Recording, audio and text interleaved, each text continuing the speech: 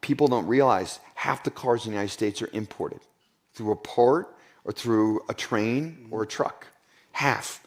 About 20 years ago, it was 80%. And Ford makes 85% of all our vehicles in the U.S. The biggest importer in the U.S. is our domestic competitor.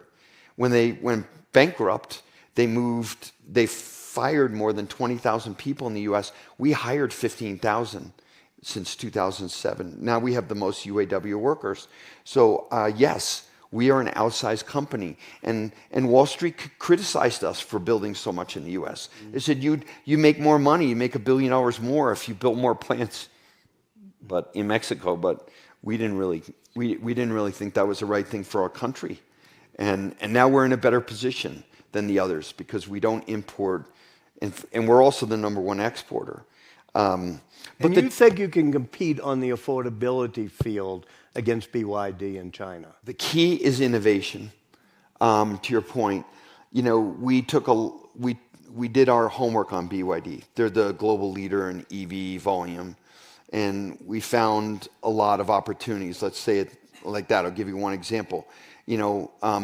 American electric vehicles do not use LFP batteries. They're 30% cheaper. They can cycle twice. You can charge them twice as long in many cycles without deteriorating. But they are less energy dense. But there's almost no fire risk. They're real. And China bet on LFP. The West bet on these lithium batteries. And they have fire risk and they're very expensive. But they are more energy dense. So one of the things we bet on is to move to LFP for this affordable vehicle. But the IP is in China. So we had to localize the IP in Michigan, and that's very difficult. A lot of politicians focused on that.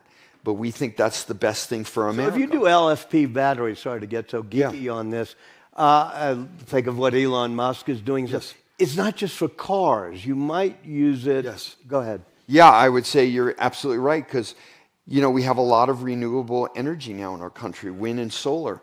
But they work sometimes and they don't work others. And there's a lot of energy storage that you need with this renewable, grid now. And so Ford could get into the energy storage business? We could repurpose our facilities, take LFP technology and make, energy storage batteries, not just EV batteries.